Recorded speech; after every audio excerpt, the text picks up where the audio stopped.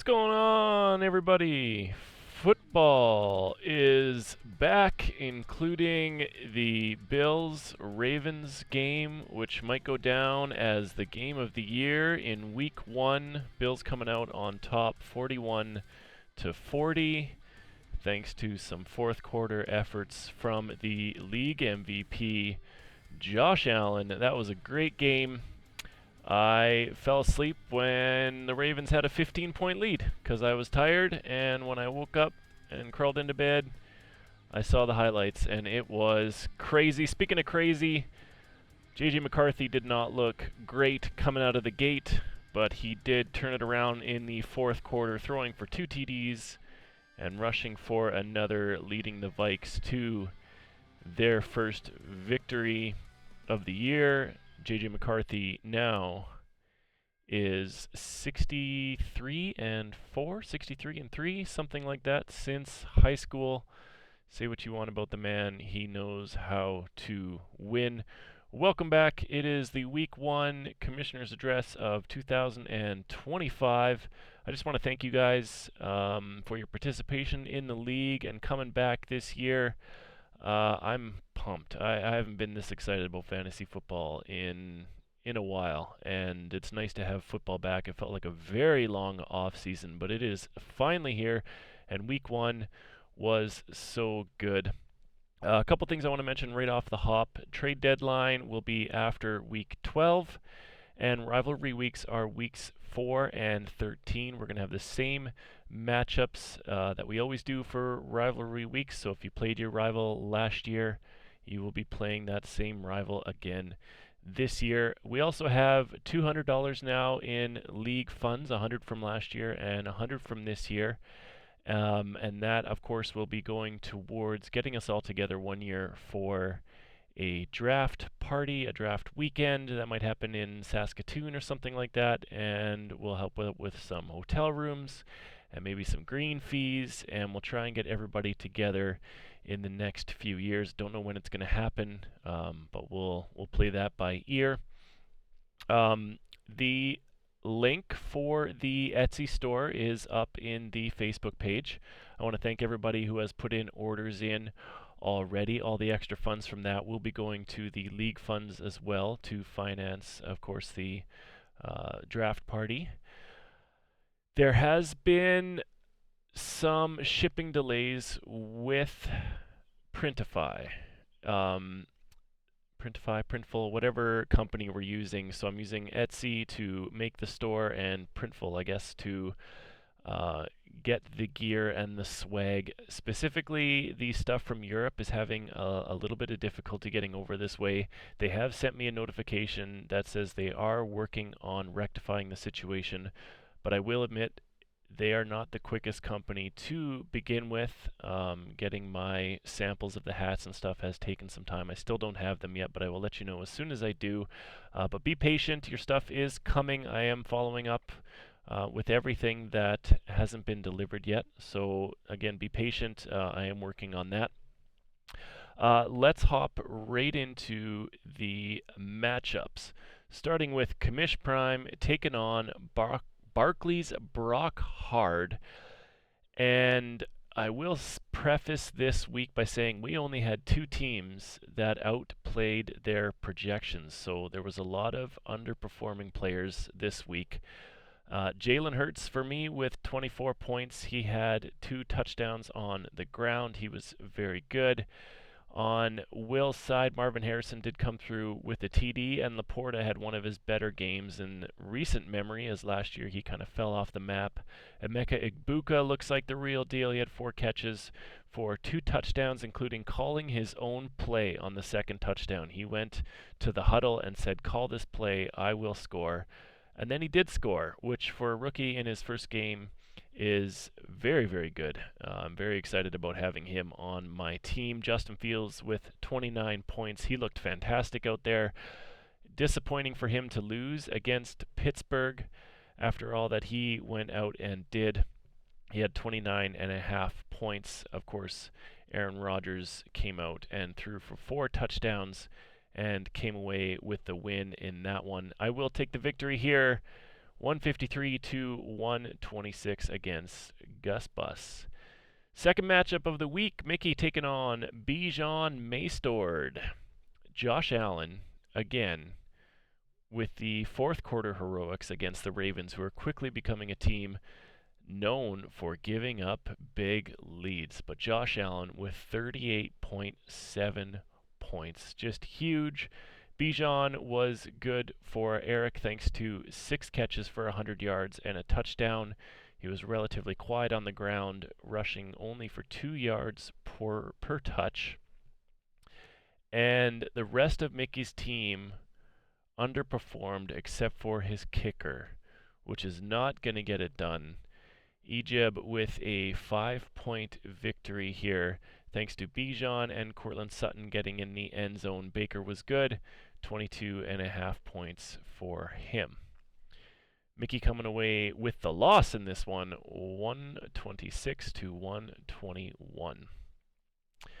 Rob Brown Puka taking on Chief of Stafford. This was a low-scoring affair. Joe Burrow with 8.8 points against Cleveland. That's not what anybody expected. It was very shocking.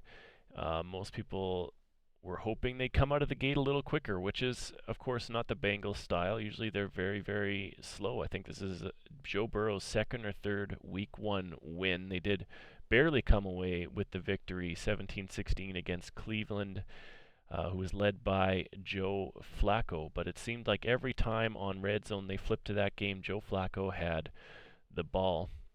Ashton Genty only had 38 yards on the ground, was able to get into the end zone, which saved his fantasy day. Caleb Johnson, 1 carry for -2 yards. That's not what you want from your starting quarterback. Chuba Hubbard with 17, Puka Nacua with 23. He got banged up in the first half and got a cut, I believe, above his right eye, and he was bleeding. He didn't miss very much time. He went back in and made a difference for Jordan's team. Caleb Williams looked like Michael Vick in that first drive. He started the game 10 for 10 and finished the game 21 for 35. When he first started, I don't know what it was. Maybe it was just all the scripted plays that they had figured out going into the game, but he seemed to know what he was doing. He was good on his feet. He was slippery. Nobody could catch him. And the Vikings defense is good, and he made them look like they were a college team. He was looking really good, and then in the second half, he was terrible. The Vikings did win that one 27-24. Of course, one of the scores from that game was a pick 6 from J.J. McCarthy, who took 3 quarters to figure it out, and it was rough. If anybody saw the game, it was terrible. Every Vikings fan was thinking, we got rid of Darnold, we passed on Rodgers for this kid, and he didn't look good. But he came out into the huddle after the pick 6, and he said to his team, where would you rather be? And he led them to a victory. Of course, Chicago had a myriad of penalties. I think they had 10 penalties for 130-ish yards, so that didn't help either. Infuse is going to get the win in this one, 124 to 104. Rob was happy to break 100 points. Next matchup, another team happy to break 100 points. Didn't think it was going to happen. Chubb in my Butker taking on the waiver wire, who took Christian McCaffrey again this year after being so hurt last year by the absence of CMC, which they announced right before the season started. Actually, it might have been right before the first game started. And then this year again, they said, oh, CMC's got a calf injury. He's on the injury report.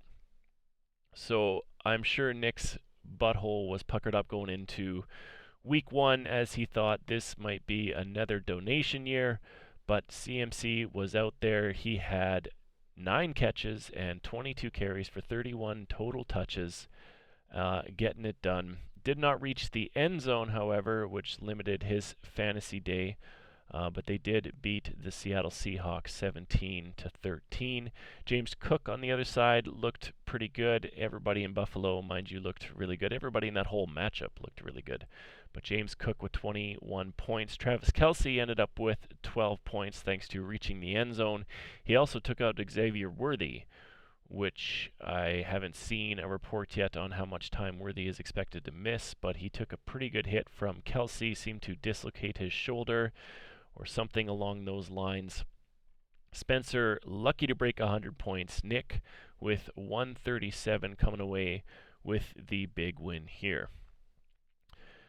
Fear Boners taking on She Loves Penix When I Dick Her. Gotta love the name. Appreciate that. Patrick Mahomes had one of his better games in the last couple years. Last year he was not great. He didn't have many games over 20 points, but he had 26 in this one as he tried to keep Kansas City afloat against the Chargers, who ended up being just too much to handle down in Brazil. Kyle Pitts had a decent fantasy day with 7 catches for 59 yards, and Derrick Henry has not lost a step. He might be 31 years old, but he is just a beast. That guy that he stiff-armed, if you haven't seen it, go see the replay. The guy that he stiff-armed is 230 pounds, and he's not a small dude, but Derrick Henry made him look, he just humiliated the man. J.J. McCarthy, thanks to his fourth quarter heroics, comes away with 23 points. Most of those were in the fourth quarter that he attained. On Fear Boner's side, Trevor Lawrence with a disappointing outing of 11 points. Breece Hall looks like a steal so far this draft. He was being utilized out there exactly how Shane wanted him to be, and he looks pretty good. He had 19 carries as well as 4 targets, which is good to see. Brian Thomas had a really shitty fantasy day. If it wasn't for his touchdown, he would have been under 3 points, or about exactly 3 points. So it's nice that he got into the end zone.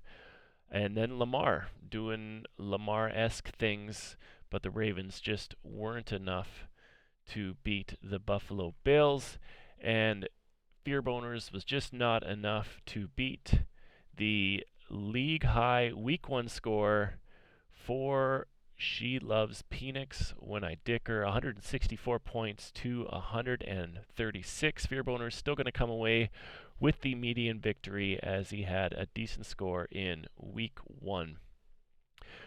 Big fucking anime titties taking on Commissioner's Pity Prize. Man,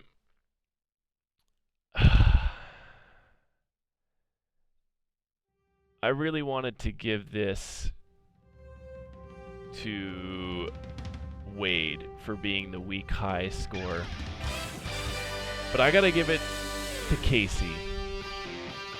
And the reason I'm giving it to Casey is because his draft was so goddamn shitty. So Jefferson in the first round, not bad. Herbert in the second, maybe a little early, although he showed out in week 1. Anthony Richardson in round 3, who Casey has already dropped because Daniel Jones looks like Peyton Manning in Indianapolis. Casey is going to get the Superman of the week. He took Pollard early, he took Goddard early, he took Olave when nobody wanted him.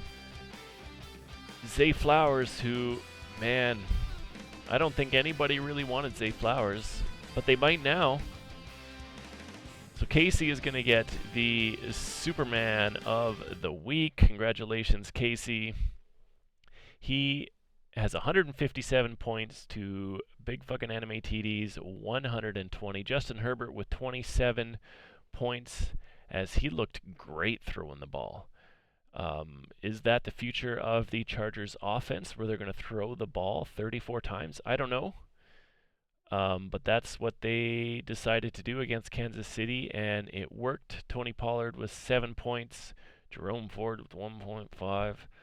But Zay Flowers with 28. He had 2 carries, 7 catches, over 150 all-purpose yards, and a touchdown. Geno Smith looked fine as they beat the New England Patriots, and then Boswell and San Francisco defense wrapping it up for Casey as he has the second highest score in the league in week 1 on the loser's side. Kyler Murray outdid his projections ever so slightly. CeeDee Lamb, not a terrible fantasy day, but 3, maybe 4, depending on how you're counting it, but definitely 3 drops from CeeDee Lamb, which is really disappointing. That game could have been very different had CD picked up those balls. They were catches that he should have made. You know, there's players in this league that wouldn't have made those catches, and that's acceptable, but it's not for CD. He's got to come away with those. Drake London, somewhat disappointing, 13.5 points. He is questionable for next week. You'll have to keep an eye on that as to whether or not he is going to miss time. But Casey getting the win here, 157 to 120. Now, I got to come out with this. And this was a battle between Rob and Spencer to see who was going to get the worst score of the week. And it goes to Spencer. He lost Rob by about 3 points. It was a disappointing outing from Bo Nix and Jamar Chase with 4.6 and T. Higgins with 6.3. You started both Bengals wide receivers, which is a bold strategy. That means you drafted both Bengals wide receivers, which is also a bold strategy. Nick Chubb in the flex with 6 points. Cam Ward with less than 2.5. That is just not gonna cut it. Dunze had a decent day on your bench, but you got Rice and you got Godwin, who are 2 great players who are not playing right now. And you ended up with 100 points. I just want to point out my bench had almost 100 points itself. So my bench was only a few points off of Spencer and Rob. So if you're looking for players, please feel free to come look my way. Let's take a quick look at the standings. In first position with 164 points and a 2-0 record in week 1, She Love Penix When I Dicker. In second spot, we have Commissioner's Pity Prize, followed by Commish Prime, the Waiver Wire, Bijan Mustardson wrapping up the 2-0s, Fear Boners and Rob Brown Puka in the 6th and 7th spot, both at 1-1. Barclays Brock Hard will lead the 0-2s as he had 126 points, followed by Mickey, Big Fucking Anime TDs, Chief of Stafford, and in last place, Chubb in my Butker. Hopefully these 0-2 teams can turn it around in week 2. If you end up 0-4, it gets very, very difficult. Again, thank you everybody for your participation in the league. All of your voting on the league changes, all of your support for the store. Again, be patient with the store. It is new. It's new to me, and I'm trying to figure out, just as you guys are. As soon as I get the hat, I will post in the Facebook page to update everybody about that. I'm excited for it. You're excited about it. That is it for the week 1 Commadd. May your players stay healthy and ever unproductive.